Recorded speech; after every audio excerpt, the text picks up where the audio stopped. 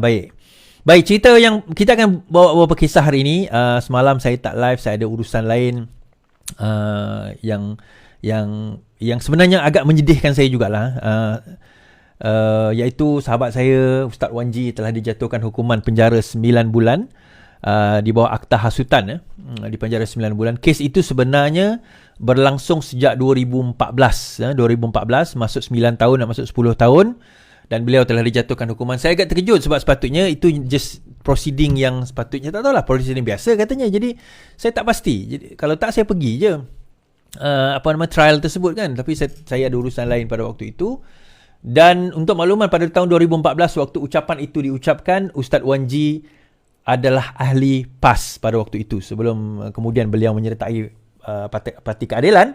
Tetapi pada ucapan itu diucapkan beliau adalah ahli PAS. Nanti kita akan cerita siapa Ustaz Wanji, kenapa beliau berjuang. Saya tak akan komen tentang kes itu, sebab bagi saya ada pendapat saya sendiri tentang kes tersebut. Tapi tak kisahlah, kita ada cerita dia, kita ada kisah dia. Kita kata kenapa dengan ditangkapnya dan dipenjarakan Ustaz Wanji ni, sebenarnya kerajaan ini ataupun parti, terutama kerajaan sekarang inilah, akan, saya tak kata berada dalam keadaan bahaya, tetapi kehilangan seseorang yang boleh mempertahankan kerajaan ini dengan baik sebenarnya. Baik, kita akan cerita nanti tentang perkara ini insya-Allah pada penghujung. Dan macam mana kita boleh membantu keluarga Ustaz Wanji, bagaimana kita boleh membantu keluarga beliau, terutama dia ada isteri dan anak 5 orang, insya-Allah, untuk kita sama-sama keluarga beliau sama-sama mengharungi keadaan dengan the sole breadwinner yang memberi, yang sekarang ini menjadi seseorang yang memberi pendapatan kepada keluarganya. Ini telah dimasukkan ke dalam penjara. Ya, isterinya bekerja betul, tetapi dia ada keluarga yang hendak disara, insya-Allah. Tapi tak apa, kita akan tengok benda itu kemudian. Dan untuk makluman, kes saya pun sebenarnya sedang berlangsung. Tak ramai orang tahu sebenarnya. Dok tuduh seorang barang, orang PN ni dah jenis malah membaca. Sedang berlangsung, still going on. Saya perkembangan terbaru kes saya telah dituduh semula. Kes saya ni dah 2 tahun kot, 21, 22 nak masuk 23. 23 hari tahun September ni 22 tahun lah. 2 tahun, lepas 2 tahun tu saya dituduh semula dengan pertuduhan baru, section yang sama, tapi saya dituduh daripada hasutan 41A kepada 41B. So tempoh hari saya dituduh semula dan akan dibicarakan balik dan akan bersambung pada bulan November ini untuk kes saya, pada peringkat mahkamah session, insya-Allah. Jadi harap suara okey, LTL, terima kasih. Apa nasib kami, tak apalah, kan? Kita buat apa yang kita nak buat, kita percaya apa yang kita percaya, kan? Apa nasib kita, insya-Allah biar Allah yang tentukan. Kita percaya apa yang kita buat ni adalah satu perkara yang membawa kebaikan kepada orang ramai, membawa kebaikan kepada rakyat. Dan benda ini sebenarnya yang Rasulullah sebut dalam satu hadis, sebesar-besar jihad ialah berkata perkara yang benar di hadapan pemimpin yang zalim, kan? Bila mana rakyat dikurung, tidak dibenarkan bersuara, siapa yang berkata-kata pada waktu itu untuk menentang pemimpin yang zalim? Saya tak kata sultan tu zalim, tetapi siapa yang tak nak buka parlimen pada waktu itu, sehingga kita terpaksa mengemukakan rayuan. Baik, saya tak boleh ulas panjang-panjang kes saya ni sebenarnya. Saya ada gag order tentang perkara tersebut. Saya ada gag order. Baik, kita mulakan insya-Allah malam ni buat perkara. Saya terpaksa awal sikit sebab saya ada urusan lain selepas ini. Kita ada kerja kita, tuan-tuan. Kita bukan makan duit dengan politik. Kita ada kerja, tugasan utama kita. Kita ada kerja hakiki kita yang terpaksa kita lalui. Kan? Kalau tak ada kerja ni, kita pun tak boleh makan. Baik, PN hilang kemaman. Mahkamah benarkan petisyen pilihan raya Barisan Nasional. Baik. Kuala Terengganu, Mahkamah Pilihan Raya hari ini membatalkan kemenangan Ahli Parlimen Kemaman Cik Alias Hamidi yang mewakili PAS pada pilihan umum ke-15-19 November tahun lalu. Hakim Mahkamah Tinggi Aslam Charles Fernandez membuat keputusan itu setelah membenarkan petisyen pilihan raya yang dikemukakan pengundi bagi Parlimen Kemaman.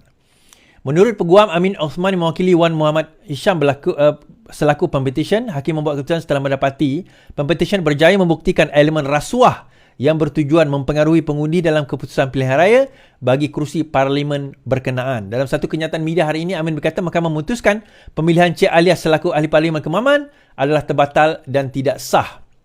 Beliau berkata Charles Fernandez menerima dakwaan Wan Muhammad Hisham dan petisyen itu bahawa terdapat sogokan di bawah majlis rasmi Kerajaan Terengganu melalui dana bantuan air belia dan air siswa yang diagihkan kepada pengundi ketika tempoh berkempen. Mahkamah mengarahkan kos RM30,000 dibayar Cik Alias kepada anak guamnya.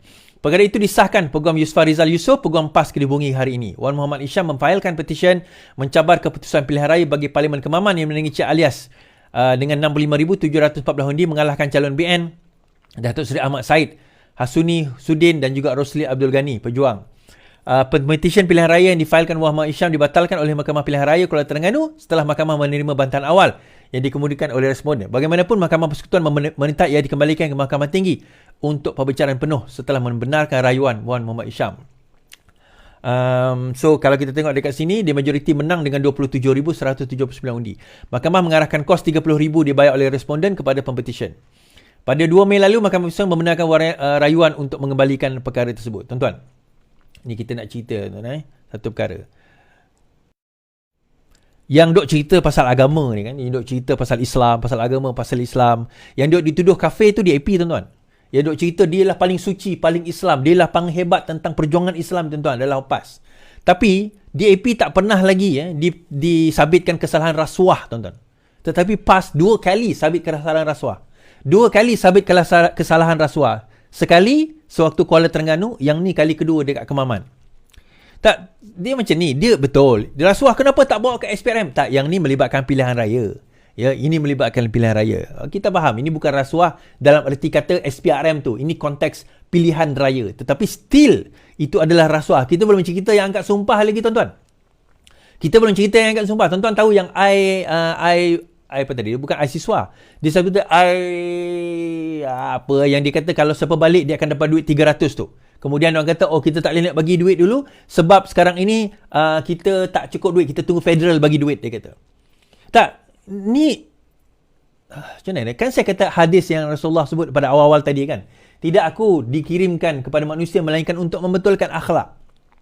Dan bila kita bercerita soal akhlak ni, bukan akhlak tu mestinya kita jalan depan orang tunduk, kita cakap lembut, tutur bahasa, bukan, tak semestinya itu. Itu salah satu, tapi tidak semestinya. Akhlak juga adalah apabila dia berkata, dia akan buat apa yang dia kata. Dia orang yang berakhlak ni tuan-tuan, orang yang bertakwa. Orang yang bertakwa adalah orang yang berakhlak. Apa maksud takwa? Takwa ni orang yang takut kepada Allah Subhanahu Wa Taala. Bila dia menetapkan satu hukum, dia bercakap tentang satu hukum, dia takut dengan hukum tersebut kena pada diri dia. Tapi ini tak tuan-tuan, seolah-olah macam ada duality. Bila dia bercakap hukum kepada orang ramai, seolah-olah hukum itu apply pada orang lain, tapi hukum tak apply pada diri dia. Seolah-olah hukum ni pada orang lain tuan-tuan, tak apply pada diri dia. Tak apply pada diri dia. Bila apa orang kata Sanusi berucap maki Anwar Ibrahim di dalam ucapan di Pelangai, bertakbir Allahu Akbar, tetapi bila PMX berkhutbah di New York dan mengislamkan orang bukan Islam di New York, dia orang maki PMX. Tuan-tuan, saya nak cerita, Dajjal ni, pengikut Dajjal ni, kalau dia datang kepada manusia, dia bukan datang dalam bentuk muka dia apa orang kata, muka dia jahat, hodoh, dia suruh manusia sesat, bukan. Dia datang dalam bentuk dalam benda yang manusia suka, familiar. Kemudian dia pesongkan manusia seolah dia kata itulah dia ajaran Islam yang sebenar. Jadi dia follow orang tu, tapi dia tak tahu sebenarnya mereka telah terpesong dengan ajaran itu. Sebab itu tuan-tuan, bukan saya nak kata dia orang ni Dajjal, tapi tuan-tuan fikirlah sendiri. Bila mana dia maki, dia hamun, dia fitnah, Allahu Akbar, dia takbir. Kita adalah Allahu Akbar. Dia adalah fitnah, Allahu Akbar. Tapi bila kita cerita PMX, kita cerita tentang Islam, PMX kita cerita tentang apa orang kata nak mengislamkan orang lain, oh ini adalah tak guna, dia seolah nak mohong rakyat, ni nak mohong rakyat lah ni. Dajjal, salah satu benda yang dia ucapkan, dia berucap dalam nada agama Islam supaya orang terpesona, terpana, tetapi dalam cakap dia itu penuh dengan penipuan-penipuan yang memesongkan manusia. Itu Dajjal tuan-tuan.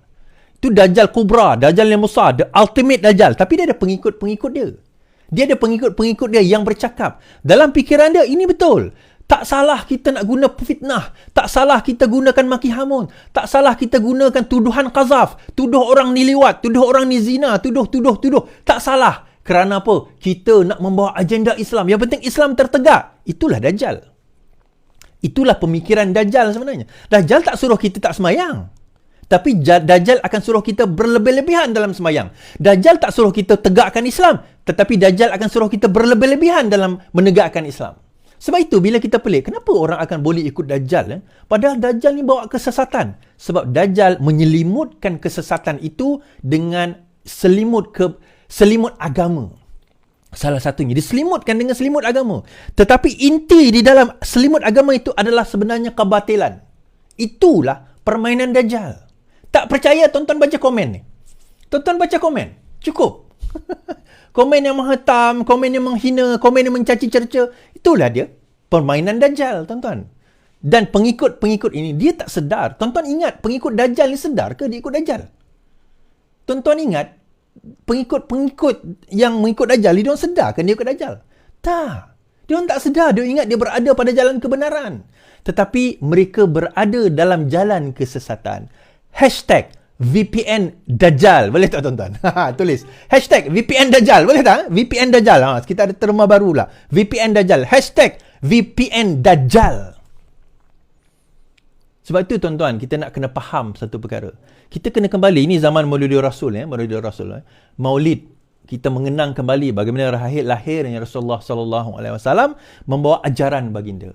Alai Suwardi, kau pun tak tahu tentang ajaran. Tak, saya baca buku-buku sirah Rasulullah, kita baca, kita kaji daripada zaman saya umur 20 tahun dahulu. Kita kaji.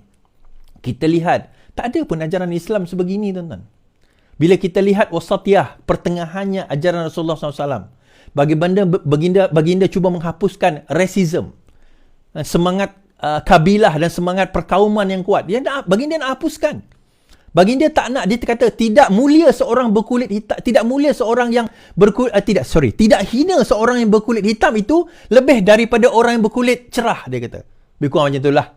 Kan, akal makal. Lebih kurang macam tu. Tak hina, tak ada perbezaan, tak ada hina. Hina atau mulianya kita di sisi Allah Subhanahu Wa Taala daripada segi amalan kita, ahsanu amala kita, daripada perbuatan kita, amalan kita yang baik.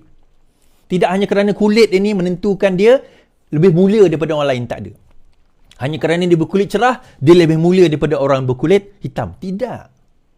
Itu ajaran Rasulullah SAW. Tetapi, bila seseorang bukan Islam, datang, membacakan ayat Al-Quran, kita hina dia. Kita maki dia. Oh, tak boleh, tak boleh. Habis tuan-tuan, Al-Quran ni diturunkan kepada siapa? Al-Quran ni diturunkan kepada siapa? Bukan kepada orang PAS. Al-Quran ni diturunkan, ya ayuhan nas, wahai manusia. Kepada seluruh manusia. Tak kisah dia Islam, tak bagi Islam. Kita hina orang bukan Islam baca Al-Quran. Orang Islam ramai yang tak reti baca Quran pun. Kita hina orang Islam bukan Islam baca Quran. Tetapi orang bukan Islam, orang Islam lebih ramai yang tak reti baca Quran pun. Dan kalau kita nak dakwahkan orang, kita nak kena bagi Al-Quran. Kita halang. Itu saya kata tadi Dajjal, VPN Dajjal, tuan-tuan. Siapa yang nak halang orang baca Al-Quran? Dajjal yang halang. Dajjal ni je yang halang orang, manusia baca Al-Quran. Orang Islam tak akan halang orang manusia baca Al-Quran. Tak kisah dia Islam bukan Islam. Selagi mana dia tidak menghina Al-Quran, itu okey. Siapa nak baca Al-Quran, tuan-tuan dan perempuan? Saya nak bagi tahu. Ada kawan saya bukan Islam kata, betul ke tak boleh orang Islam baca Quran? Siapa kata? Al-Quran itu diturunkan untuk manusia. Tuan-tuan nak baca, bacalah. Belilah. Boleh download online lagi. Boleh beli kitab Al-Quran. Tak ada masalah. Tak ada halangan. Yang menghalang orang bukan Islam untuk membaca Al-Quran itu adalah siapa, tuan-tuan? Dajjal. Kalau dalam Kristian dipanggil Antichrist. Antichrist itu dalam bahasa Islam, dalam Islamnya konsep itu adalah Dajjal. Kalau dalam Kristian atau dalam Yahudi dipanggil Antichrist, the beast. Kan? Itulah Dajjal. Dajjal, tuan-tuan, dia akan halang manusia daripada membaca Al-Quran, menghayati Al-Quran. Tak, tuan-tuan, nak baca Al-Quran, baca. Tak dah semestinya kita nak masuk Islam baru nak baca Al-Quran. Tak. Baca je. Orang bukan Islam boleh. Nak miliki Al-Quran, silakan. Beli. Yang menghalang orang yang membaca Al-Quran ni siapa, tuan-tuan? Dajjal. Pengikut-pengikutnya akan halang. Tu je. VPN Dajjal. Silakan. Itulah, tuan-tuan. Tak. Membetulkan akhlak. Ini ke akhlak orang yang dibawa oleh orang PAS? Ini ke akhlak yang dibawa oleh orang PAS, tuan-tuan? Yang diajar oleh Islam. Adakah ini akhlak yang diajar Islam? Yang dibawa oleh orang Islam? Inikah dia? Perjuangan yang dibawa oleh orang Islam. Saya nak bawa satu lagi. Cerita juga. Fitnah juga. Okay. McD lapor polis dakwa pelanggan agresif berkeras bayar sos cili. Okey, McDonald Malaysia membuat laporan polis berikutan pertikaian seorang pelanggan mengenai sos cili yang dibekalkan bersama hidangannya. Ia mendakwa pelanggan berkenaan menjadi sangat marah dan agresif secara lisan terhadap kaki tangannya yang secara tidak sengaja memberikan paket sos cili yang tidak mencukupi. Ia juga menyuarakan kecewaan terhadap pelanggan itu kerana didakwa menyiarkan berita tidak tepat mengenai kejadian 22 September yang berlaku di cawangan Pandu Lalu Taman Buaya di Melaka. McDonald Malaysia amat kecewa dengan tindakan pelanggan itu bukan sahaja mempamerkan keagresifan terhadap kaki tangan tetapi menyiarkan maklumat tidak tepat. Kami telah melapor kejadian itu kepada polis untuk memastikan keselamatan kaki tangan demi memandangkan tingkah laku agresif pelanggan berkenaan. Syarikat itu mengulas kiriman Facebook yang diterbitkan 23 September di mana seorang netizen menyiarkan gambar menunjukkan 10 paket sos cili dan resit RM10.60 untuk pembelian itu. Hidup makin keras. Nak minta sos cili di McD pun kena cas dah. Dan 10 paket cili RM10.60. Tahniah McDonald Aikroh kerana mengambil langkah proaktif selaras kenaikan harga beras dunia, tulis netizen. McDonald berkata ia telah melancarkan siasatan dalaman dan termasuk semakan rakaman CCTV. Menurut syarikat itu, pelanggan itu pada mulanya dibekalkan dengan jumlah sos cili yang tidak mencukupi dan kaki tangannya segera menyediakan paket tambahan apabila minta oleh pelanggan. Bagaimanapun, pada ketika itu pelanggan itu menjadi sangat marah dan agresif secara lisan terhadap kaki tangan kami. Pelanggan itu berkeras untuk membayar tambahan 10 paket dan menggesa kaki tangan mengeluarkan resit untuk pembelian itu. Walaupun kaki tangan kami cuma menjelaskan, ia adalah percuma, pelanggan itu dengan marah berkeras untuk dikenakan bayaran untuk 10 paket itu. Ia memberi jaminan ia akan menawarkan sos cili kepada semua pelanggannya tanpa kos tambahan. Now, kenapa saya tiba-tiba nak cerita hal? Orang yang marah tu, tuan-tuan, adalah bekas calon bersatu. Bekas calon bersatu. Tuan-tuan boleh Google, jumpalah siapa orang tu. Dia bekas calon bersatu. Dia nak viral kan. Kononnya, tengok harga barang dah mahal. Saya harga ni terpaksa bayar RM10.60 untuk 10 paket sos cili, dia kata. Tengok, saya terpaksa bayar ni. Nampak? Harga beras dunia dah mahal. Kerajaan ini teruk. Lebih kurang macam tu lah dia nak kata. Secara impliedly. PMX ni teruk. Seolah-olah macam tu lah. Seolah-olah macam tu lah. Now, isu dia, tuan-tuan, bila McDonald kata, dia kata tak pernah pun dia orang minta bayaran. Tetapi orang tu datang, dia marah-marah, dia tak tahu dia maki ke tidak, dia marah dengan agresifnya. Perkataan dia guna agresifnya. Dia terus kata, aku nak bayar. Dia minta resit. Sebenarnya, bukan tujuan nak bayar tu, bukan bayaran itu. Tetapi, dia nak viralkan diri dia. Kononnya, posting itu dia nak viralkan. Dia nak kata bahawa kerajaan ini teruk, tuan-tuan. Dia nak kata kerajaan ini bermasalah. Dia nak cerita macam tu. Dia nak kata barang telah mahal. Dia nak cerita macam tu. Dia nak kisahkan sedemikian. Itu dia punya naratif dia nak buat. Tetapi dia salah kona. Kenapa saya kata salah kona? Yang dia nak maki bukan kerajaan. Yang kena akhirnya tahu siapa, tuan-tuan? McDonald. Dia konon-kononnya nak kenakan kerajaan, tapi yang kena McDonald. McDonald yang tiba-tiba kena. Sebab nama McDonald terpalit dan McDonald ni adalah international company. Syarikat international, bukan calang-calang, bukan kaleng-kaleng, bukan boleh main sebarang-barang. Dia ada brand dia nak kena jaga. Tiba-tiba benda free, kau kena bayar. Kau kata kena bayar, kau claim. Bukan setakat dia buat laporan polis, apa orang kata, kerana mengugut. Kira mengugut lah. Kan dia kira mengugut lah benda tu. Boleh dikira sebagai mengugut. Tetapi dalam masa yang sama, benda itu juga telah damage image McDonald dan McDonald boleh saman dia. McDonald boleh saman walaupun dia dah padam posting itu, tapi posting itu dah go viral. McDonald boleh saman beliau. Ini bekas calon bersatu, tuan-tuan. Itu saya kata tadi, yang berkawan dengan PAS sekarang ini, akhlak kat mana? Akhlak kat mana? Di manakah akhlak yang telah dikatakan? Akhlak yang telah dibincangkan. Maulid Rasul, kita cerita Maulid Rasul dalam konteks Maulid Rasul ni, tuan-tuan. Berceramah dekat Pelangai, berceramah dekat sana sini. Ni tak lama lagi ke Maman. Berceramah ni. Tapi ceramah penuh dengan maki hamun, penuh dengan nista, penuh dengan cacian, penuh dengan fitnah. Di mana akhlak Islam di situ. Dia label Islam tu sendiri, tuan-tuan. Label Islam tu sendiri, bagi saya, label itu tidak akan menjadikan suatu parti itu suci. Tidak. Baca buku Al-Maududi kan, Asas-Asas Islam. Nama kita, pakaian kita tidak menjadikan kita seorang Islam. Yang menjadikan kita seorang Islam, iman kita, perbuatan kita, akhlak kita, perlakuan kita, percakapan kita. Itu yang menentukan ahsanu amala kita, amal baik kita. Itu sebenarnya. Dan bagi saya, tuan-tuan, ni saya nak cerita. Kalau berterusan PAS begini, naik Sultan Johor nanti, tak mustahil kalau Sultan Johor, kalau baginda nak announce, better tidak mahu nama Islam dicemarkan. Di dalam parti politik, tidak ada lagi nama Islam. Boleh? Tidak boleh menggunakan nama Islam di dalam mana-mana parti politik. Boleh? Menteri KDN, Saifuddin Nasution, ada kuasa di bawah Seksyen 5. Bidang kuasa beliau sangat luas untuk nak menukar nama parti Islam Malaysia itu kepada nama lain. Tak kisahlah nama apa sekalipun. Even ke peringkat, boleh nak mengharamkan PAS. Kalau perbuatan dan juga perkara mereka lakukan teruk sebegini. Dan menyebut Saifuddin Nasution, apa orang kata, Sanusi telah saman Saifuddin. Isu REE, Maris, gagal mohon maaf, Sanusi saman Saifuddin. Alostar, Menteri Besar Kedah Datuk Seri Muhammad Sanusi memfailkan saman terhadap Saifuddin Nasution setelah Menteri Dalam Negeri itu gagal memohon maaf dan membayar pampasan kepadanya kerana didakwa memfitnahnya dalam 2 program di Kedah dan Pulau Pinang. Writ saman dan pernyataan tuntutan difailkan pada 3 Ogos melalui firma guaman Tuan Faizi. Menurut pernyataan tuntutan tersebut, Sanusi mendakwa Saifuddin mengeluarkan kenyataan fitnah berhubung isu kecurian unsur nadir dan dana sistem maklumat rekod jalan Maris. Kenyataan tersebut disiarkan di media sosial dan liputan media, namun Saifuddin enggan menuntut tuntutan tersebut. Hari ini Tular mengatakan bahawa Saifuddin dah mohon maaf.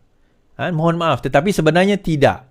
Mengikut kenyataan daripada Setiausaha Abar, Setiausaha Abar lapor polis Naifi Saifuddin mohon maaf pada Sanusi. Setiausaha Abar kepada Menteri Dalam Negeri Muhammad Zakuan Muhammad Mustafa Kamal membuat laporan polis berhubung dakwaan menyatakan Menteri Dalam Negeri Saifuddin Nasution memohon maaf kepada Menteri Besar Kedah Muhammad Sanusi Muhammad Noor. Ia susulan kenyataan di media sosial. Thank you. Yang mendakwa Saifuddin telah memohon maaf kepada Sanusi secara terbuka setelah menuduh pemimpin PAS itu menyalahgunakan jawatan Menteri Besar dan pengurusi Menteri Besar di Perbadan MBI untuk mencuri REE atau terlibat dalam kucuran REE. Zakuan yang membuat laporan polis Putrajaya menyatakan bersifat jahat dan menjatuhkan reputasi menteri di keberkenaan. Saya menyifatkan sebaran tersebut sebagai satu sebaran tidak tepat dan bersifat baik. So, kisah dia bagaimana? Ada 2 tuduhan Saifuddin Nasution terhadap Sanusi di dalam kempen yang lalu. Yang pertama bahawa Sanusi terlibat secara direct atau indirect terhadap kecurian REE, Rare Earth Element, atau unsur nadir bumi di Kedah. Itu yang pertama. Yang kedua tentang penyalahgunaan dana Maris di Kedah juga pada waktu itu. Nah, disebabkan itu Sanusi pun nak saman. Dia nak saman lah. Okay, fine. Tak apalah, dia nak saman tu bulan pada dia lah. Itu hal dia. Dan dikatakan bahawa sekarang ini Sanusi, dikatakan bahawa Saifuddin dah pun memohon maaf. Sebab alasan dia Saifuddin kena mohon maaf dan bayar pampasan. Kalau dia tak buat salah satu, maka dia akan diteruskanlah saman tersebut. So sekarang itu saman itu dikata telah diteruskan. So macam mana dah dikatakan diteruskan kalau sekiranya dia dah mohon maaf? So poinnya adalah Saifuddin tak mohon maaf. So apa yang boleh dibuktikan dengan mahkamah nanti? Datuk Saifuddin Nasution, simple saja. Dia kena buktikan terdapat kecurian unsur nadir dan juga atau pelibatan directly or indirectly, dan juga terdapat penyalahgunaan Maris. Dana Maris tersebut berjumlah lebih 1 bilion. So nanti di mahkamah nanti kita akan reveal lah tentang perkara tersebut. So soalan dia seterusnya yang saya juga berminat nak lebih tahu lah, kenapa Sanusi tidak didakwa?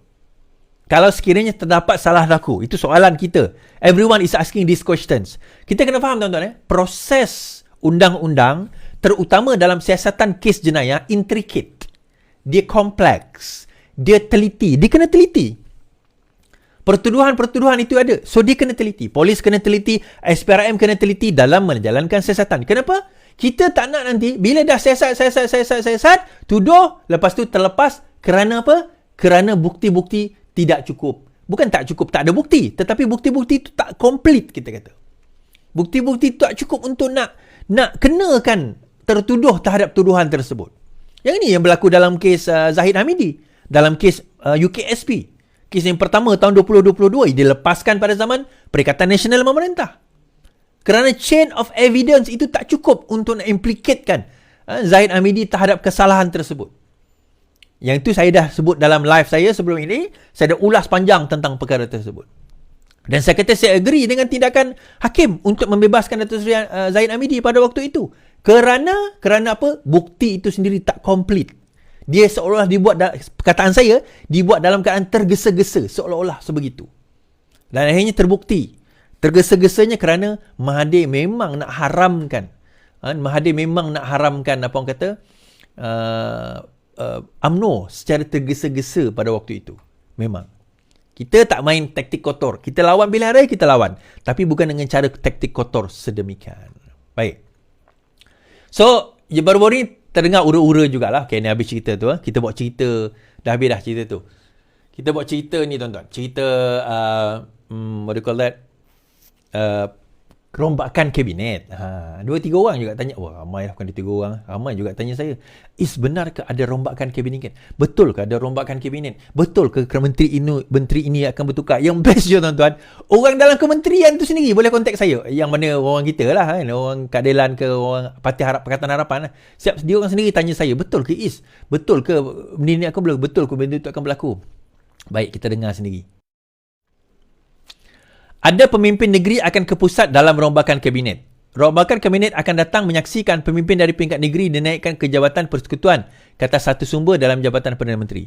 Sehubungan itu, menurut sumber kerajaan yang tidak mahu mendedahkan identitinya, rombakan berkenaan hanya dapat dilakukan setelah PRK Pelangai pada 7 Oktober ini. Hari itu kata lepas PRN, PRN dipulai. Tapi ini lepas PRN pilihan raya Pelangai pula. Ini untuk memudahkan memasuk pemimpin dari negeri ke pusat. Sekurang-kurangnya seorang menteri besar diramal akan diangkat kerajaan pusat, kata sumber itu. Dia bagaimanapun enggan menghurai lanjut dan atau menyebut tentang pimpinan negeri berkenaan. Pelangai terletak di Pahang, yang mana kerajaan itu diterajui oleh Menteri Besar Wan Rosidi Wan Ismail, yang juga naib Presiden UMNO. Dan juga Adun Jelai dan bukan seorang ahli parlimen. Sumber itu berkata demikian. Kita diminta mengulas mengenai spekulasi bahawa Perdana Menteri akan mengumumkan jemaah menteri yang baru pada hari ini. Dia bagaimanapun menafikan bahawa Perdana Menteri akan mengumumkan rombakan selepas mesyuarat jemaah menteri dijadualkan hari ini. Bukan hari ini. PM masih teliti bahawa perkara kemungkinan besar akan dibuat setelah PRK Pelangai. Rombakan bergantung kepada berapa cepat beliau boleh dimuktamadkan. Sebelum ini terdapat spekulasi bertiup bahawa Anwar akan buat rombakan kabinet dalam masa terdekat dengan beberapa menteri diramalkan akan digugurkan. Apa yang pasti, rombakan kabinet baru ini memperkukuhkan lagi kerajaan perpaduan. Malaysia kini melaporkan bahawa Anwar bersedia membuat rombakan secara besar-besaran dalam masa terdekat. Sumber kerajaan berkata Anwar akan melakukan rombakan kabinet, KSU, anggota birokrasi, kaki tangan awam dan bahkan ke pejabat sendiri. Isnin lalu, Ketua Setiausaha Negara Muhammad Zuki Ali mengumumkan beberapa pusingan kerja dan pelantikan baru dalam pengurusan tertinggi perkhidmatan awam. Ini melibatkan pemindahan 4 Ketua Setiausaha, Kementerian Pendapatan Baru dan 1 lantikan baru KSU. Okey. So kalau kita tengok dekat sini bahawa memang ada rombakan setakat ini, kalau kita tengok KSN, Ketua Setiausaha Negara sendiri, Muhammad Zuki Ali mengumumkan beberapa KSU dipindahkan kementerian.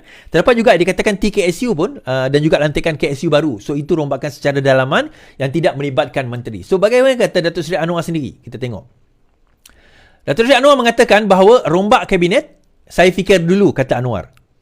Berikutan spekulasi mengatakan akan ada rombakan besar-besaran. Anwar Ibrahim berkata hari ini mendedahkan bahawa dia akan pertimbangkan dulu perkara itu. Saya fikir dulu. Katanya kepada pemberita secara ringkas setelah menghadiri majlis penutupan sidang kemuncak ICT. Dia sebelum ini minta media mengulas kabar angin berkenaan. Sebelum ini Malaysia kini melaporkan bahawa Anwar dikatakan sedang merencana rombakan kabinet besaran. Hari ini, sumber di Jabatan Perdana Menteri berkata bahawa kemungkinan rombakan kabinet akan menyaksikan pemimpin dari peringkat negeri dinaikkan ke Jawatan Persekutuan. Okey, sebelum itu, portal Berita Kemenangan melaporkan spekulasi mengenai rombakan kabinet bagi menggantikan menteri yang berprestasi rendah. Laporan itu juga mendakwa rombakan itu melibatkan ketua setiausaha dan ketua pengarah di beberapa kementerian. Semalam, 4 ketua setiausaha telah ditukar untuk menerusi jawatan baru dan seorang yang baru dilantik. Okey, now kita ulas tentang perkara ini. Pertama sekali, ini bukanlah satu kali pertama kalau Perdana Menteri nak merombak kabinet sekalipun. Ini bukan amalan tidak biasa. Ini amalan biasa. Even menteri-menteri sebelum ini, Perdana Menteri sebelum ini pun banyak melakukan. Even pada zaman Muhyiddin Yassin, pada zaman Ismail Sabri, rombakan kabinet itu berlaku. Even pada zaman Najib sendiri pun ada berlaku rombakan kabinet sewaktu beliau sedang berkuasa untuk mengukuhkan kedudukan beliau. Itu adalah kuasa prerogatif Perdana Menteri untuk nak menentukan bagaimana barisan-barisan kabinet jemaah-jemaah menteri beliau sendiri. Itu yang pertama. So tak ada masalah. Yang kedua, Soalannya, benarkah dakwaan bahawa terdapat rombakan kabinet akan berlaku? Itu soalan yang ditanyakan. Termasuklah pegawai-pegawai kerajaan sendiri tanya dengan saya kan. Betul ke? Betul ke benda ni akan berlaku? Betul ke orang ni nak tukar belum? Yang ni nak masuk ni? Betul ke yang ni dapat ni dan sebagainya? Now, dia macam ni lah tuan-tuan. Kita tak boleh lah nak kata betul tak betul. Dan maklumat yang kita dapat pun, saya sendiri tak boleh nak verifikan maklumat tersebut, termasuk maklumat-maklumat dalaman yang diceritakan kepada saya. Tetapi apa yang boleh kita katakan sebegini, berkemungkinan ini akan berlaku setelah Datuk Seri Anwar Ibrahim naik tempoh hari. Ini kemungkinan naik tempoh hari. Okey, beliau mengemukakan kabinet yang kecil, beberapa kementerian digabungkan. Antara kalau kita tengok beberapa kementerian yang sebelum ini dipecahkan, digabungkan. Jadi, bila pergabungan tersebut berlaku, kita nampak bahawa bebanan kerja terhadap menteri tersebut dan juga pegawai-pegawai kerajaan di dalam pemerintahan tersebut amat tinggi. Antaranya adalah alam sekitar. Kita tengok, alam sekitar tu agak tinggi. Begitu juga Menteri Pertanian dan Keterjaminan Makanan agak tinggi. So, setelah 7, 8, 9 bulan ini berlalu, berkemungkinan Perdana Menteri melihat bahawa nampak beberapa kementerian itu tidak berapa efisien kerana bebanan kerja yang terlebih daripada yang sepatutnya. Jadi daripada situ ada kemungkinan berlaku rombakan untuk pecahkan kementerian-kementerian. Itu yang pertama. Now, dahulu tak lama sebelum ini, dalam beberapa 4-5 bulan yang lepas, saya juga ada buat level kementerian-kementerian yang saya bagi kelas-kelas. Saya bagi first class, second class apa, second class lower, third class dan juga fail. Saya ada buat. Dan kita nampak berdasarkan daripada apa yang saya nyatakan itu, terdapat kekurangan-kekurangan dalam kementerian-kementerian yang saya kata tujuan saya buat kelas tersebut supaya mereka improve. Bukan kita nak hina, bukan mereka kita nak maki, supaya mereka improve. Kan? Dan saya nampak, ini bukan sebab saya bekerja dekat bukan saya tak bekerja dekat KKD. Saya nampak dalam KKD itu sendiri, Fahmi sendiri dah mula terima advice daripada orang bawah. Hari ini diumumkan RTM telah pun ada satu slot khas fitnah apa hari ini. Fitnah apa hari ini. So, apa saja fitnah yang dikemukakan, dikeluarkan oleh pembangkang, maka RTM akan jawab. Dan juga banyak lagi lah slot-slot yang diadakan. So, level dia naik sikit, kita kata. Cukup? Tidak. Belum lagi cukup. Banyak lagi perkara dilakukan. So, di peringkat cabang dan di peringkat ahli keadilan pun, maka aktiviti-aktiviti telah dilakukan. Sebelum ini senyap je tuan-tuan. Tetapi kita telah gerakkan aktiviti-aktiviti dan kita telah buat 2-3 program dengan ahli-ahli keadilan. So, di peringkat parti pun kita dah mula gerakkan dan di peringkat kementerian telah digerakkan. Tetapi pergerakan itu, kita kata perlu kita nampak ada peningkatan. Nak kata dapat first class? Tak, belum lagi. Tetapi kita nampak ada peningkatan. Dan juga slot-slot yang tertentu juga sudah mula ada di dalam RTM. Dia sudah mula menempatkan mereka-mereka yang berkemahiran, berkelayakan untuk nak bercakap di dalam media-media masa. But it will take time. Dan juga ada yang kata, kenapa tindakan tidak diambil? Tindakan dia diambil. Kalau kita tengok, SKMM sendiri telah mengambil tindakan yang amat drastik kepada mereka yang memainkan 3R. Ramailah orang maki Fahmi sebenarnya tentang perkara ini. Sebab kementerian dia adalah kementerian yang paling besar dalam bila melibatkan netizen ini. Dia melibatkan SKMM, Suruhanjaya Komunikasi Multimedia. Polis pun bukan di bawah dia, tetapi directly dia boleh ada influence kepada pengaruh kepada polis untuk nak mengambil tindakan. Terutama mereka yang memfitnah. So ada yang kata, kenapa tak ambil tindakan? Buat report dahulu. Tindakan boleh diambil. Dan dia varies from undang-undang jenayah kepada pelbagai benda. Dan juga Kementerian Kesihatan, Kementerian Pendidikan. Kita juga bercakap tentang Kementerian Ekonomi. Kita nampak satu persatu perlahan-lahan mula naik. Now, harga barang naik, kita kata, harga beras naik, kita kata, itu dunia. Even kalau PAS memerintah sekalipun sekarang ini, dan PAS pernah memerintah, tak boleh kawal pun harga itu, tuan-tuan. Malah hadis sendiri kata, oh, itu semua adalah kehendak Allah SWT. Jahanam. Jahanam kita. Baik.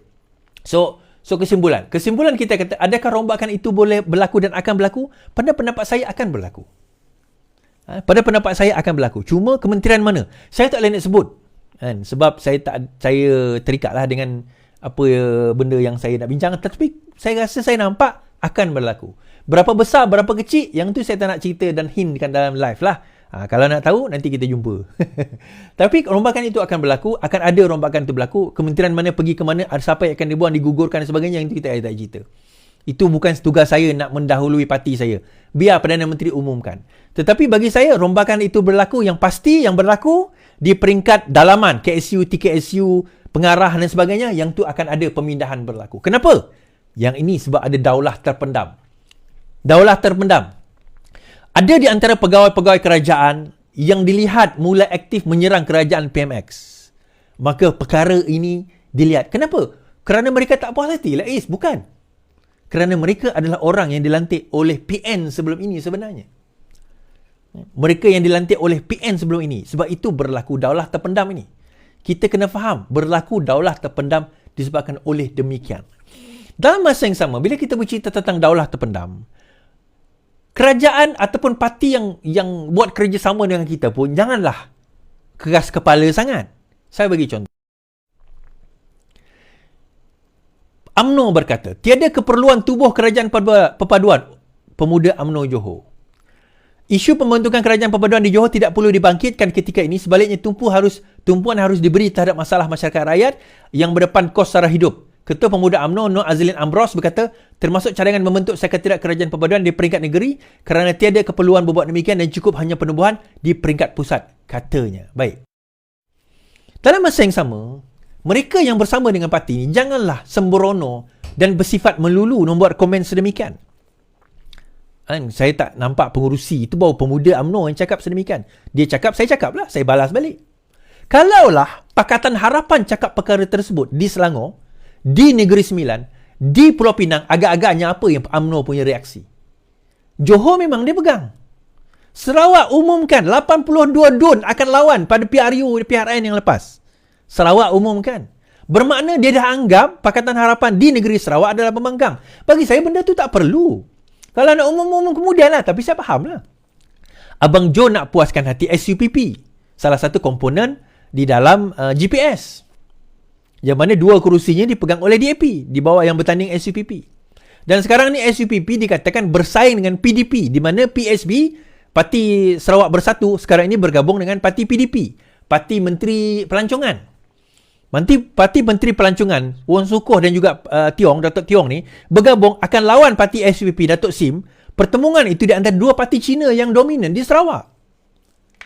Jadi sebab itu SUPP agak gelabah dalam hal ini. Dan Abang Jo tersepit di antara kedua-duanya. Sebab kedua-dua ini sangat penting dalam menentukan kerusi GPS.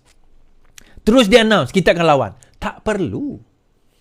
Tapi kalau mereka nak announce juga, jadi jangan salahkanlah. Kalau sekiranya di peringkat negeri, ada berlaku pertemuan. Di Johor sendiri disebut, di Pahang sendiri disebut. Kita ni kerajaan perpaduan, dekat perpaduan is. Saya baru buat program dekat Bentong Pahang. Kita ni kerajaan perpaduan, tak kat kerajaan perpaduan. Macam pembangkang kita kat negeri UMNO ni. Dia sebut, saya sebut lah. Jangan salahkan saya. Saya kata, nak buat macam mana? Dah itu hakikat dia. Kan, kita dianggap sedemikian. Tapi bayangkan kalau kita buat perkara yang sama dekat Selangor, tuan-tuan. Bayangkan kalau kita buat perkara yang sama dekat Negeri Sembilan. Bayangkan kita buat perkara yang sama dekat Pulau Pinang. UMNO kena sedar dalam keadaan yang ada sekarang ini, pembentukan kerajaan ini bersama dengan Pakatan Harapan. Bersama dengan Pakatan Harapan. Ya, GPS JRS ada kat situ. Bersama. GPS pun kena sedar bahawa kalau GPS tarik sokongan sekalipun, dia jadi pembangkang macam Syed Saddiq. Tapi kerajaan tak akan tumbang. Kerajaan tak tumbang. Dia kena sedar dia hanya ada 20 kerusi di dalam situasi yang ada sekarang. Dan semua, everyone, Pakatan Harapan pun boleh cakap benda yang sama. Everyone is at everyone's mercy. Semua orang bergantung kepada diri masing-masing. Jadi, dalam masa 3-4 tahun ini, bergabunglah, bentuklah kerajaan perpaduan di peringkat negeri. Jangan tunjuk sedemikian. Sebab itu saya kata, jangan terkejut nanti kalau sekiranya berlaku kekalahan di negeri-negeri yang tak sepatutnya kalah kerana sabotaj daripada ahli-ahli sendiri. Yang itu saya tak payah cerita panjang-panjang lah. Tuan-tuan faham-fahamlah sendiri. Okay, so kita pergi ke berita mahkamah sekarang ini.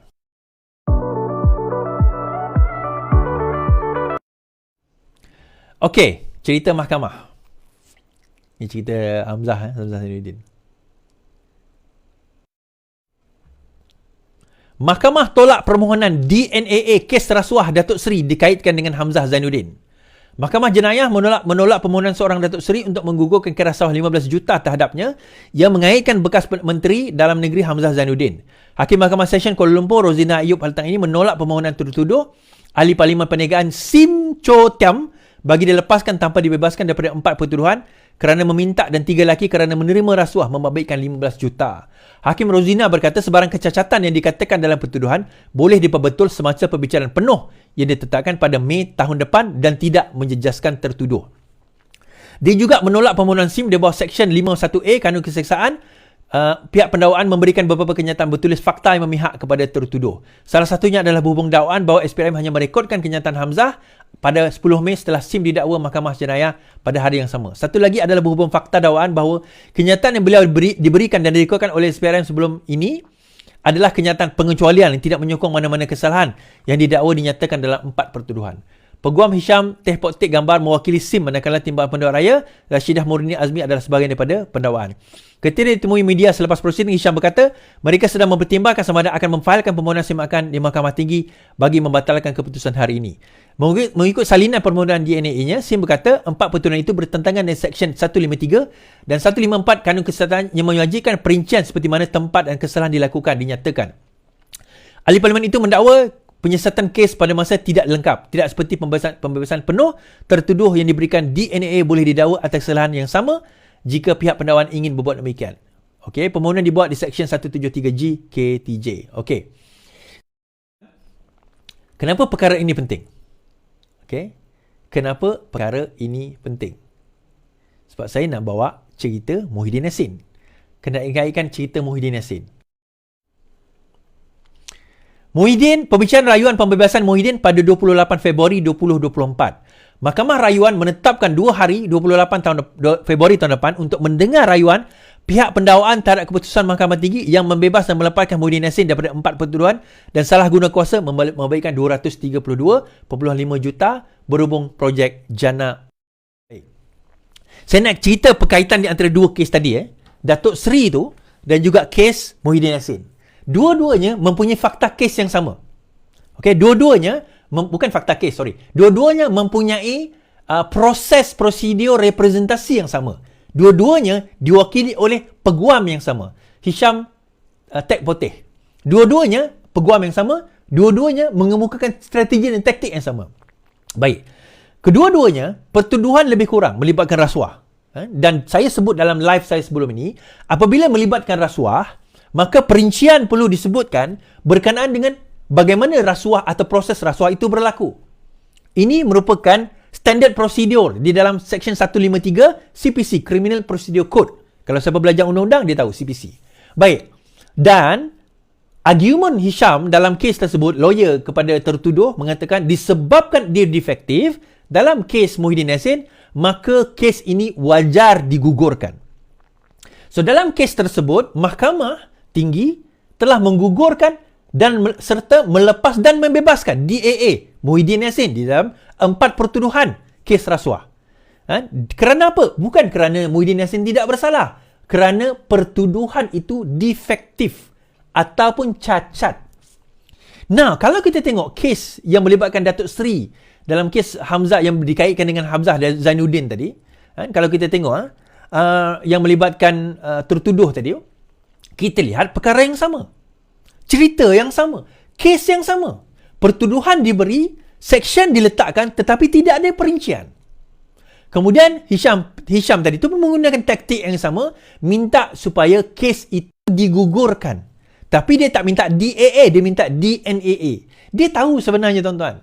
Hisham ni tahu macam mana Mahkamah Tinggi dekat kes Muhyiddin Yassin tu boleh pula bagi DAA. Biasanya kalau defective charges ini, dia akan bagi DNAA. DNAA lepas itu charge balik. Akan ada tukar balik benda-benda tu dan akhirnya dia akan defective balik. Okey. Sorry, dia akan charge, dia akan ada pertuduhan balik semula. Dan hakim dalam mahkamah dalam kes yang melibatkan Datuk Seri yang dikait dengan Hamzah ini, hakim ini betul. Yang ini adalah betul. Yang ini saya setuju. Dia kata, kita tengok hakim tersebut berkata,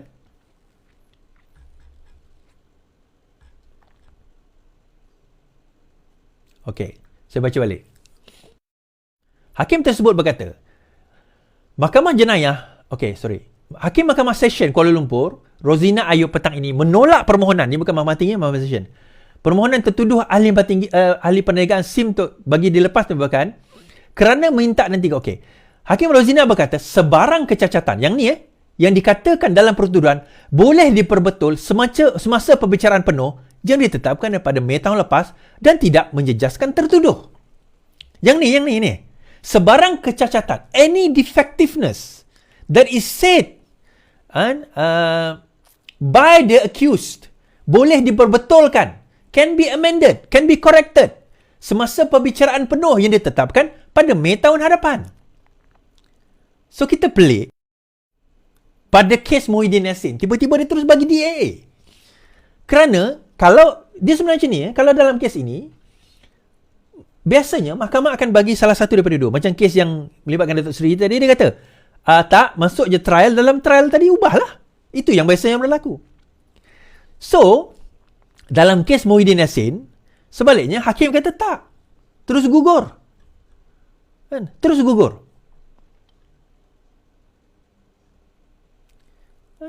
Mahkamah Tinggi kata gugur. Baik. Dia tak bolehlah guna argument itu untuk rayuan nanti. Tetapi saya rasa Mahkamah Rayuan akan kata begini. Dia kata teruskan trial, teruskan perbicaraan. So, DPP boleh amend perbicaraan tersebut. Boleh amend pertuduhan tersebut sewaktu full trial. Ini basic, tuan-tuan. Ialah Mahkamah Tinggi nak gugurkan, itu hak dia. Dia akan kembali ke Mahkamah Tinggi, ada full trial, kemudian minta supaya di-amend. Boleh ke amend pertuduhan? Boleh.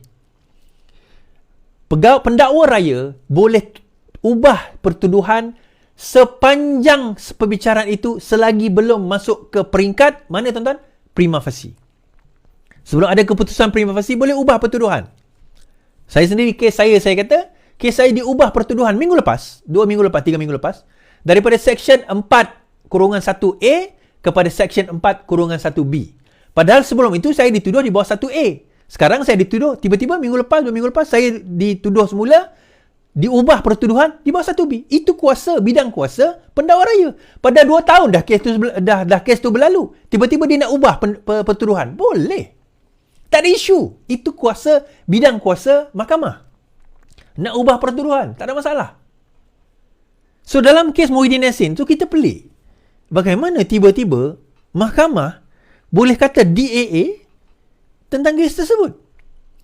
So, tak apalah, mungkinlah hakim terkhilaf dalam perkara ini. Tapi saya rasa Mahkamah Rayuan tidak akan terkhilaf. Februari depan akan ditentukan dan berkemungkinan besar kembali kepada Mahkamah Tinggi, masuk trial, masuk perbicaraan, amend charges. Itu saja. Ubah pertuduhan.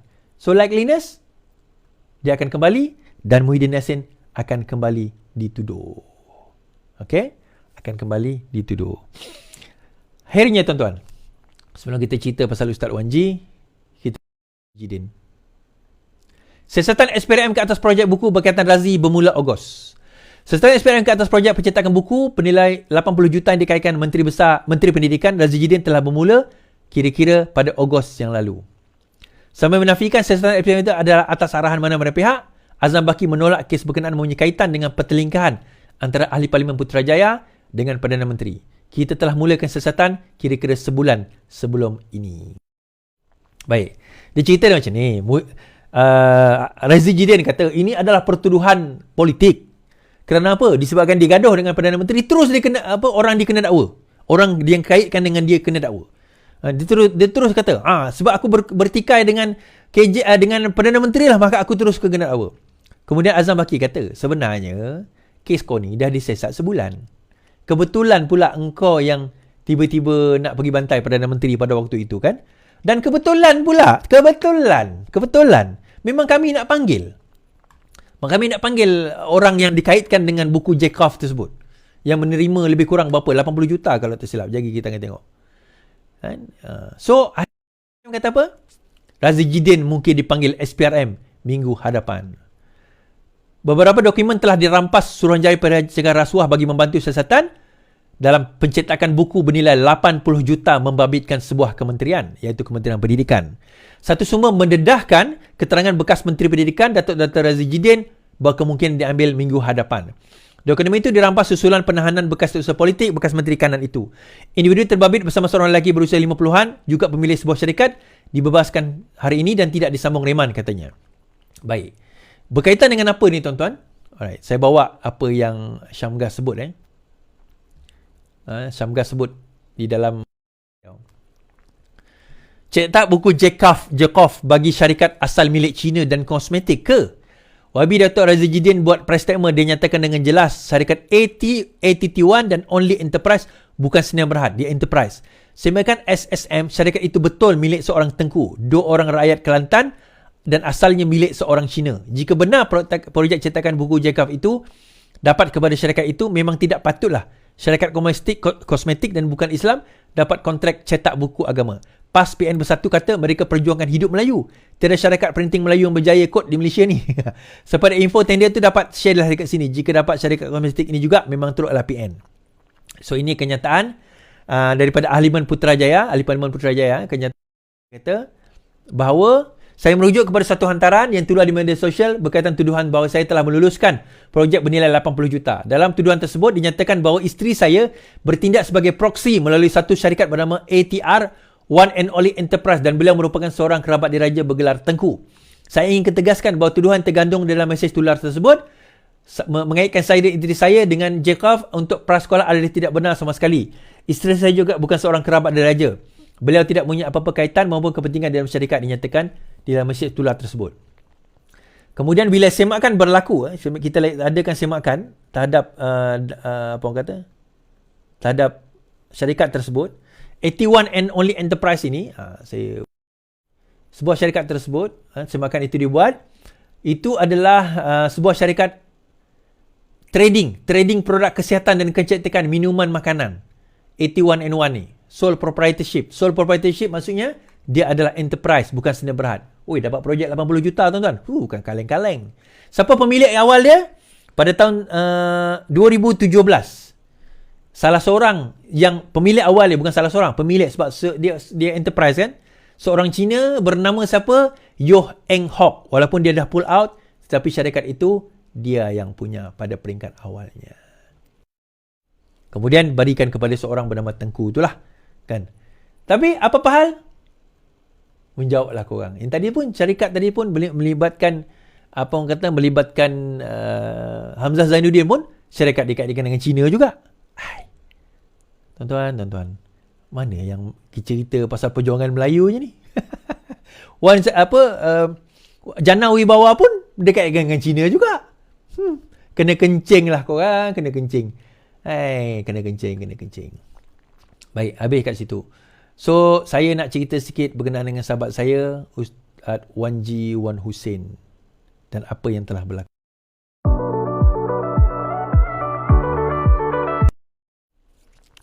Baik tuan-tuan, semalam satu berita saya telah terima semalam, 2 hari lepas.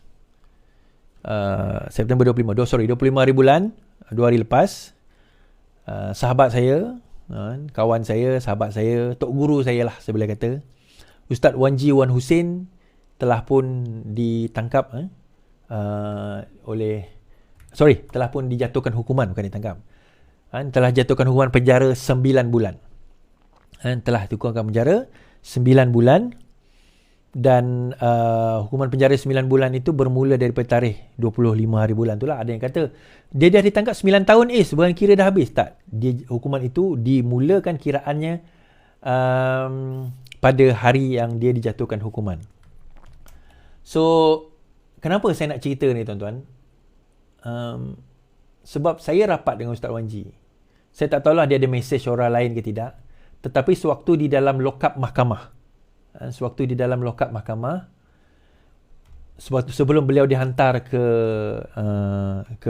dalam penjara lah, dan beliau dipenjarakan di penjara Kajang, dan insyaAllah saya dalam usaha untuk nak nak dapatkan insyaAllah at least sebulan sekali untuk melawat beliau sekurang-kurangnya. Beliau sempat WhatsApp saya.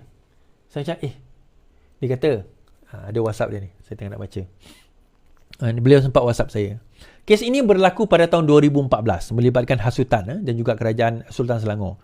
Saya tak nak go into detail tentang kes tersebut, apa yang berlaku dan sebagainya, dan kenapa latar belakang cerita dia ada. Dia ada latar belakang cerita.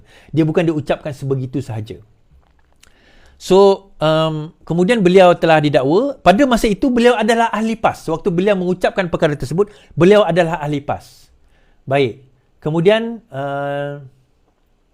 Sebelum itu saya message, saya kata pada ustaz, sebab pada minggu lepas saya jemput beliau pergi berceramah bukan berceramah, bagi satu talk di Strakompen, strategi komunikasi yang juga penerangan parti keadilan, dalam satu kursus kami di Bentong Pahang. So dia datang last weekend lah, baru lepas ni, hari 24 hari bulan, dia datang 23, 25 dijatuhkan hukuman, 24 tu. So minggu depan ni sepatutnya dia pergi kursus di Sarawak, tapi dia tak boleh. Dia kata saya tanya dia, Ustaz, kalau boleh nak pergi Sarawak, ada flight hari Ahad ni, ini 20 hari Senin tu saya tanya. Dia kata saya tak dapat pergi, sebab saya ada kuliah. Dia kata hari Senin tu pukul 9 pagi, pukul 9. Ini masih dalam mahkamah. Maksudnya dia tak tahu lagi dia akan jatuhkan hukuman pada hari itu, saya rasa lah. Kemudian pukul 11 hari yang sama, 9 pagi dia kata tak pergi, dia ada kuliah. Pukul 11 hari yang sama dia kata, Iswardi, saya dijatuhkan hukuman penjara 9 bulan bermula hari ini, pukul 11 pagi. Ini sebelum berita pick up, saya dah dapat tahu tentang perkara ini. Terus saya tanya ke dia, saya call dia, saya WhatsApp dia. Berapa lama? 9 bulan. Dia kata hari ini saya akan start masuk penjara. Dia WhatsApp saya. Kemudian saya tanya, Kajang sekarang ini? Saya kata Kajang, saya kata penjara Kajang lah. Tak tahu lagi. Dia kata saya kat lock up mahkamah. Saya announce dekat Facebook boleh? Dia kata boleh. Saya kata saya nak bagi kumpul dana, bagi number account. Nanti dia kata nanti dia akan bagi nombor telefon, minta nombor telefon lah. Nombor telefon, dia bagi nombor telefon isteri dia. So dia bagi nombor telefon isteri dia, saya call isteri dia nama Salmi. Saya kata, saya call boleh? Saya nak tanya dia, saya call boleh? Ini pukul 11 pagi ni. Dia kata tak dapat. Kemudian saya kata, WhatsApp dapat lah. Dan dia tak reply. Itu WhatsApp terakhir dia. Beberapa bulan sebelum ini, saya jumpa beliau. Masa kes itu ditentukan sebelum dia pindah kepada ram kapal. Sekarang ini Faiz Fazil lah. Saya kata, Ustaz, saya bukan nak kata apalah. If anything ever happen to you. Ni, sebagai seorang sahabat, saya kata, if anything ever happen to you, InsyaAllah saya akan cuba pastikan bahawa keluarga Ustaz dijaga. Saya akan pastikan every month ada income. InsyaAllah saya akan kumpul dana dan saya akan bagi pada isteri Ustaz. Ustaz Wan Ji ada 5 orang anak. Yang paling tua 18 tahun, baru habis SPM dan dalam proses nak cari universiti tempat untuk sambung belajar. Kan? Zaujah, isteri dia bekerja tapi bukan ustaz lah, bukan ustazah lah. Isteri dia bekerja normal job. Tapi dia kena menanggung 5 orang anak. Yang sedih ni tuan-tuan. Minta maaf lah pada isteri Ustaz Wan Ji, tapi saya kena cerita juga. Lepas dapat nombor telefon tu, saya terus call. Saya kata, Kak, Puan, saya tak Kak, dia muda dia saya. Puan, saya kata, boleh tak minta nombor account? Saya nak buat drive lah. Saya drive. Kemudian saya terfikir. Dia kata dia bagi nombor account. Kemudian saya terfikir, kalau saya bagi nombor account, banyak sangat duit masuk dalam account dia akan kena block. So itu private account ni memang akan ada query daripada bank sebab tiba-tiba duit banyak masuk, dia akan kena block. So dia boleh account syarikat ataupun account NGO. Dan juga bagus untuk audit. Jadi saya pun saya pergi kepada account NGO saya. So saya penaung lah, bukan saya punya, saya penaung. So saya pun keluarkan NGO. Alhamdulillah, setakat hari ini lebih kurang RM8,000 telah pun dikumpulkan. Tetapi kita kena faham, ini 9 bulan punya proses. Saya nak, kalau boleh tiap bulan saya nak bagi pada isteri Ustaz Wan Ji, at least basic needs tu orang kata dijaga. Sehingga Ustaz Wan Ji keluar pun 9 bulan akan datang, atau mungkin lebih awal, orang kata basic need itu terjaga. InsyaAllah. Dan orang kata, saya kata insyaAllah saya akan cuba bantu sedaya upaya saya, at least asas, basic. 1,500, 2,000 sebulan tu boleh tanggung, kita kata. Kan? So, siapa yang berminat, kita kata, untuk nak memberi derma kepada Ustaz Wan Ji, ini adalah nombor telefon admin saya, Ana admin.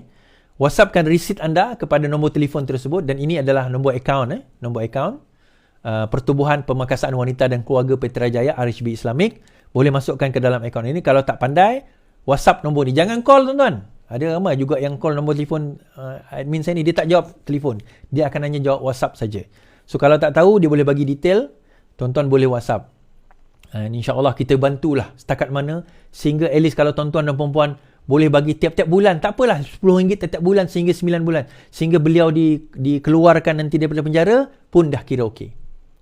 Kan? Cerita. Siapa Ustaz Wan G ni? Ni pejuang, tuan-tuan. Dia sekarang ni, dia Ustaz Wan G ni, dia ramai-ramai ustaz yang saya kenal. Dia ni adalah salah satu ustaz yang otak dia lain. Pemikiran dia lain, cara fikir dia lain. Dia ni seorang thinker, seorang pemikir. Ilmu dia sangat tinggi. Ilmu dia sangat tinggi, tuan-tuan. Serius saya kata. Dan sewaktu dia didakwa pada waktu itu, beliau pada waktu 2014 itu, beliau adalah salah seorang ahli jawatan kuasa Dewan Ulama Muda PAS. Dia ni level ulama. Muda dia saya. Dia umur dia 42, 43. Muda, younger than me. Tapi pembacaan dia sangat luas. Dan dia antara orang yang mengkritik hudud Kelantan pada satu ketika dahulu. Beliau juga thinker, strategi. Sebab itu saya panggil dia dalam kempen strategi bukan untuk bagi ceramah agama, tapi untuk bagi ceramah strategi.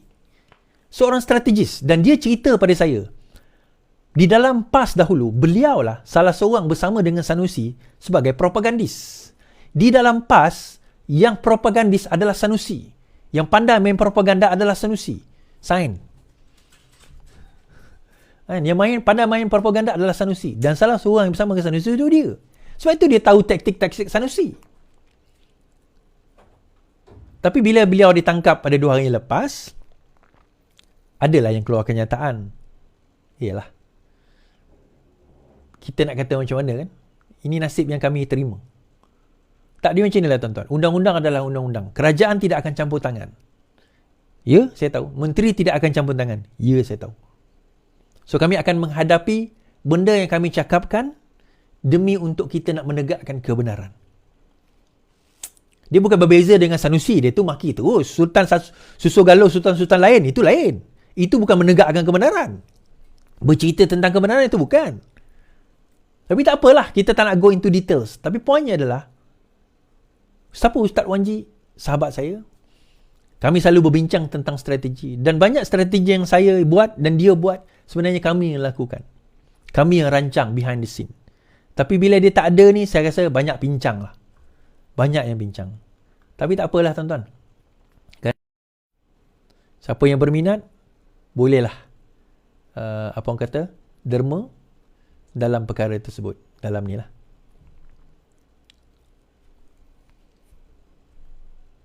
Saya nak bawa satu posting yang tahun 2014, 2017. Kan? 2017. Soal jawab terhadap beliau, kepada beliau.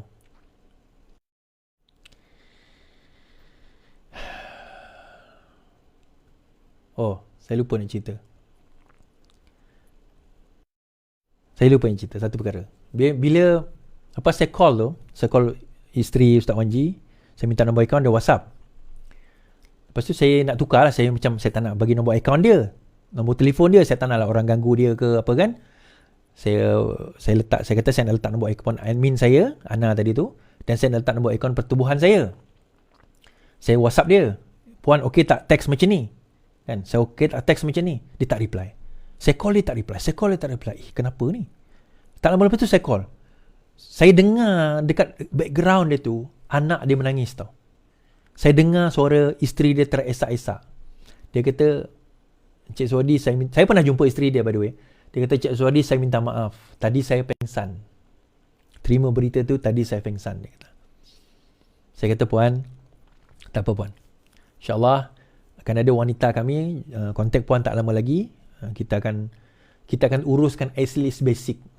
Kalau puan rasa puan perlukan apa-apa bantuan untuk anak-anak puan selesaikan pendidikan sebagainya, bagi tahu saya. Benda asas. InsyaAllah. Ustaz Wan G bukan orang kaya, tuan-tuan. Beliau seorang yang sangat berpendidikan, sangat intelijen. Cara fikir dia, cara dia melihat dalil dan sebagainya, sangat progresif. Dialah orang yang bagi tahu saya, tuan-tuan, berkenaan dengan hukum hudud mencuri. Sebenarnya, hukum hudud mencuri PAS salah faham dan salah bagi tahu. Dia kata apa? Sebenarnya yang dihukum potong tangan bukan orang yang bukannya pencuri biasa, tetapi habitual thief, Pencuri yang memang kerja dia mencuri, itu yang potong tangan. Selain daripada itu, tak potong tangan, dia kata. Berdasarkan ayat Quran. Dia bahaskan ayat Quran. Panjang. Pengsan, tuan-tuan. Yalah, isteri kan, kita faham. Cuma, bagi saya ni, saya tak ada lawan pengsan untuk saya.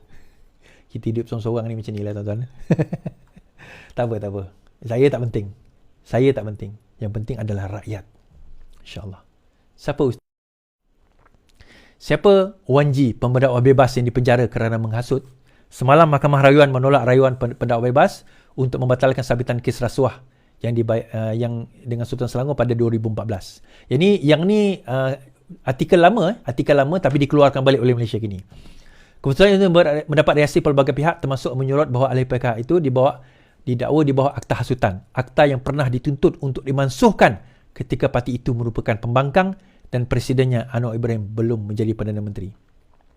Nama Wan Ji bukanlah nama yang asing di forum politik tanah air. Meski beberapa tahun kebelakang ini dia lebih banyak tertumpu kepada dakwah di media sosial. Susulan keputusan mahkamahnya, nama Wan Ji disebut-sebut kembali. Ia menimbulkan persoalan tentang siapa diri dia. Ramai yang tak tahu dia agak kurang sikit berpolitik kerana dia sambung PhD. Dan dia dalam peringkat Viva terakhir, sepatutnya saya terjemahkan abstrak PhD dia ke dalam bahasa Inggeris, tapi dia tak bagi-bagi kat saya. Sampailah hari terakhir yang saya jumpa beliau minggu lepas. Pada 2016, Malaysia Kini menerbitkan artikel mengenai Wan Ji bagi ruangan Malaysia Kini. Siri artikel tentang rakyat Malaysia mempunyai kisah menarik. Berikut merupakan terjemahan bahasa Melayu artikel itu. Okey. Bagi seorang yang menghafal Al-Quran, Wan Ji Wan Husin tidak kelihatan seperti pendakwa Islam yang tipikal. Yang pasti, dia mempunyai resume yang memberi gambaran dirinya sebagai agamawan. Merupakan hafiz pada usia 13 tahun. Wan Ji belajar di Sekolah Agama Lubuk Tapah di Pasir Mas, Kelantan sebelum melanjutkan pelajaran di Karachi, Pakistan. Dia hafiz, hufaz pada umur 13 tahun. Alumni Universiti Al-Azhar, universiti Islam yang berprestij. Bapa kepada 4 orang anak ini, masa itulah, sekarang ini 5. Memiliki ijazah undang-undang syariah dan baru saja lulus Viva Voce, pemeriksaan lisan untuk program sarjana dalam Makassar Syariah di Universiti Malaysia Kelantan. Latar belakang seperti ini sudah lazim pada kebanyakan pendakwah. Namun, penahanannya oleh Jabatan Agama Islam kerana menyampaikan ceramah tanpa permit dan kesnya di bawah Akta Hasutan kerana didakwa menghina Sultan Selangor sudah tentu membezakannya dengan pendakwah lain. Bercakap dengan anda akan lebih sedar bahawa lelaki berusia 34 tahun, ini kini 42, tidak seperti orang biasa. Pengkritik menyifat sarahannya sebagai menyeleweng, tetapi Wan Ji menganggap kritikan itu sebagai normal kerana daripada mereka yang tidak menyukai apa yang diperkatakannya. Berikut adalah daripada mulutnya sendiri. Orang tak suka saya kerana saya selalu mengkritik tokoh agama. Pandangan saya berbeza dengan pandangan tokoh agama di negara ini. Saya kata di Malaysia kerana di negara ini, pandangan saya tidak pelik. Sebagai contoh, saya telah mengatakan bahawa orang bukan Islam mesti diberi hak untuk menyatakan pandangan mereka. Kenyataan mufti jarang bersifat ilmiah. Walaupun saya tidak nafikan ada yang berilmu seperti Mufti Perlis, Mufti Wilayah dan juga Mufti Pulau Pinang, mufti-mufti ini bersikap akademik bila menyatakan sesuatu. Tetapi ada yang seperti Mufti Perak. Kita tidak tahu sama ada dia ada ilmu atau sebaliknya. Tetapi kenyataannya tidak ilmiah. Mungkin dia ada ilmu, tetapi dia bercakap tak berapa menggambarkannya. Menjadi masalah jika mufti tidak bercakap dengan ilmu. Jika orang biasa bercakap dengan sewajarnya, percakapan mufti sepatutnya lebih berilmu. Kenyataan mufti juga mesti lebih bebas daripada bias politik. Mempunyai bias politik adalah tidak sihat. Seorang mufti mesti bebas daripada politik kepatian. Kemudian, catatan saya, yang atas ni saya tak nak baca lah. Catatan saya mengenai isu menyentuh anjing menyebabkan saya selalu perlu berurusan dengan Jabatan Jais dan Mufti Selangor. Tetapi tidak ada satu pun mazhab dalam Islam yang menyatakan bahawa menyentuh anjing adalah haram. Terdapat mazhab yang menyatakan seorang itu wajib mencuci tangan setelah menyentuh anjing. Tetapi tak ada seorang pun menyatakan haram untuk menyentuh anjing. Mazhab Syafi'i menyatakan hendaklah membasuh sehingga 7 kali. Manakala Maliki menyatakan tak perlu membasuh pun. Setelah itu, hanya saja Nabi menggalakkan seseorang berbuat demikian.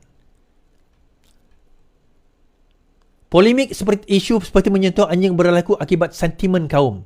Setengah orang Melayu tidak senang dengan orang Cina dan orang Cina mempunyai anjing sebagai haiwan peliharaan. Apabila satu mazhab menyatakan bahawa seorang itu perlu mencuci setelah menyentuh anjing, itulah membawa kepada peningkatan kebencian terhadap orang Cina atas dasar anjing. Itu disebabkan oleh sentimen perkauman dan ini semua berlaku kerana faktor politik. Yang lain saya tak baca. Tapi itu cara pemikiran yang sebenarnya mengenai Islam. Dia nak kaitkan anjing ini orang Cina pegang, haram, therefore kita tolak Cina. Itu pemikiran yang salah. Islam tak pernah ajar. Sebab itu saya kata hari itu, Apa yang diajarkan, apa yang ada undang-undang Islam di dalam negara kita tidak semestinya mencerminkan cara ajaran Islam yang sebenar. Undang-undang dan fake Islam yang sebenar. Tak semestinya. Contohnya saya sebut tentang kalimah Allah. Islam tidak pernah melarang orang bukan Islam menggunakan nama Allah di dalam agama mereka. Tak ada larangan. Tetapi yang melarang undang-undang. So adakah tak boleh Is? Bukan masalah tak boleh. Itu undang-undang. Sama juga dengan kes pegang anjing tadi.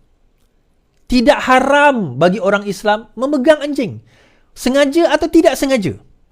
Tak haram pun. Ini bukan setakat Ustaz Wanji cakap. Mufti Perlis, Ustaz Asri sendiri pun cakap. Dan dalam 4 mazhab dan mazhab-mazhab lain pun tak pernah kata pegang anjing itu haram. Cuma pegang anjing, kalau ikut mazhab Syafi'i, kena sertu. Kena bersihkan dengan 7 basuhan. Itu saja. Tapi adakah haram? Tak. Hukum haram, hukum sertu, 2 hukum yang berbeza. Tetapi ramai orang kita tak faham hukum tetapi bercakap tentang hukum. Dan lebih teruk menghukum. Dia jahil tentang dalil, jahil tentang agama, jahil tentang hukum tetapi menghukum. Dan Ustaz Wanji nak pecahkan pemikiran bodoh sebegini. Itulah Ustaz Wanji. Itulah Ustaz Wanji yang nak membebaskan manusia dengan corak pemikiran yang sebenar, Islam yang sebenar. Dan dia marah tuan-tuan bila tak ada siapa yang nak membela. Tak ada siapa yang nak bercakap tentang kebenaran. Yang ada jawatan, akhirnya setakat pegang jawatan. Fitnah tentang agama berleluasa, tak ramai yang nak pergi menyokong, nak pergi menentang dalam dalil agama itu sendiri. Dan salah seorang hero yang kita ada dalam nak menentang PAS 9 bulan ni, tidak ada kedengaran suara beliau. Terima kasih 11,000, 12,000 yang menonton kita pada malam ini. Saya kata insyaAllah setiap bulan kita cuba meringankan beban keluarga Ustaz Wanji dan kita bagi bantuan. InsyaAllah saya akan umumkan jumlah bantuan yang kita telah dan sama-sama insyaAllah semoga dipermudahkan urusan beliau kan, dan biarlah Allah SWT mengadili beliau seadil-adilnya, dan Allah yang tahu siapa yang lebih baik amalannya. Sekian daripada saya. Selamat malam. Selamat beristirahat. Yang penting, lawan. Tetap lawan.